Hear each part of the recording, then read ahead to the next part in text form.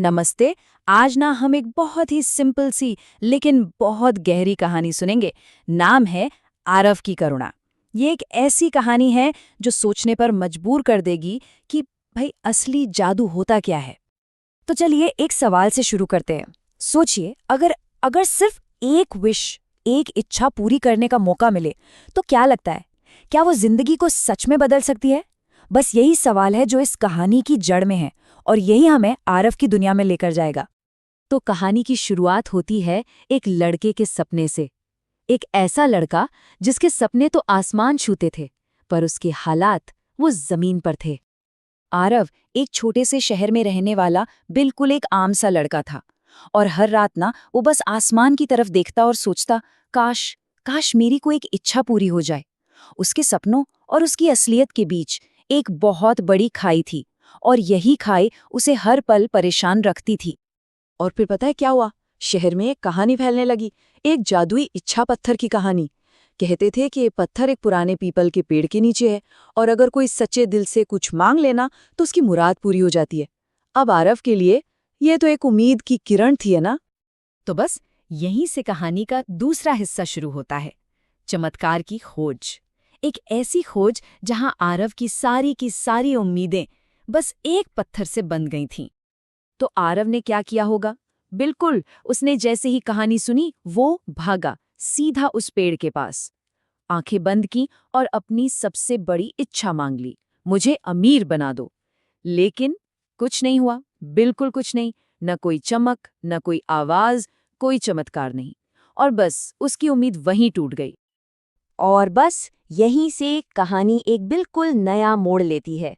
अपनी नाकामी से निराश आरव अनजाने में ही एक नए रास्ते पर चल पड़ता है, करुणा के रास्ते पर।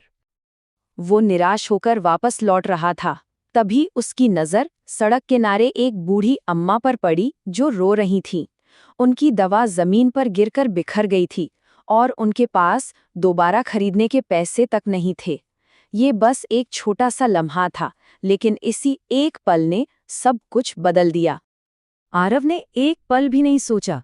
उसके पास जो थोड़ा बहुत खाना था और जो कुछ सिक्के थे, उसने सब उस अम्मा को दे दिए। और बात यहीं खत्म नहीं हुई।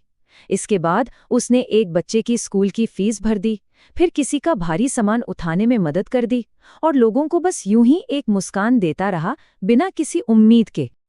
अब हम कहानी के उस हिस्से में आते हैं जहां असली जादू का सच सामने आता है। आरव को बहुत जल्द पता चलने वाला था कि चमत्कार इच्छाओं से नहीं बल्कि नीयत से होता है। उस रात जब आरव दोबारा उसी पेड़ के नीचे पहुंचा, तो पता है क्या हुआ? वो पत्थर हल्का सा चमका और एक आवाज आई जिसने सब कुछ साफ कर दिया। इच्छाएं तब पूरी होती हैं जब वो खुद के लिए नहीं बल्कि दूसरों के लिए की जाती हैं।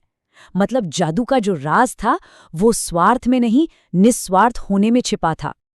और इसके बाद आरव की जिंदगी में जो बदलाव आया ना, वो सच में देखने लायक था। पहले वो अकेला था, निराश था, और अब हर कोई उसकी इज्जत करता था। और उसके मन में एक अजीब सी शांति थी, एक सुकून था। और ये बदलाव किसी जादुई इच्छा से नहीं आया था। तो उसे अपनी करुणा का असली नाम क्या मिला? देखिए, लोग उस पर भरोसा करने लगे, उसे काम मिलना शुरू हो गया, समाज में उसे इज्जत मिली, और सबसे बड़ी दौलत, उसे मन का सुकून मिला। ये वो चीजें थीं जो पैसा कभी नहीं खरीद सकता।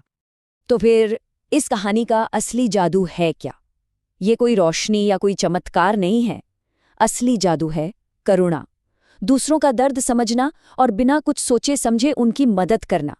बस यही है इस पूरी कहानी का निचोड़। तो आखिर में इस कहानी से सबसे बड़ी सीख क्या मिलती है?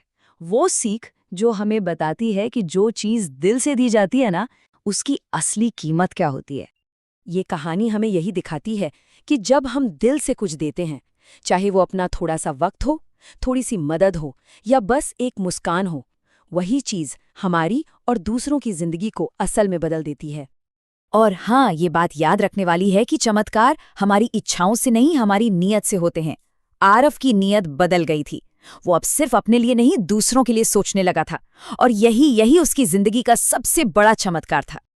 तो आखिर में एक सवाल है जो हम सबको सोचना चाहिए। आज इसी पल किसी की थोड़ी सी करुणा कौन सा चमत्कार कर सकती है? शायद असली जादू हम सबके अंदर ही है, बस उसे बाहर आने का एक मौका चाहिए।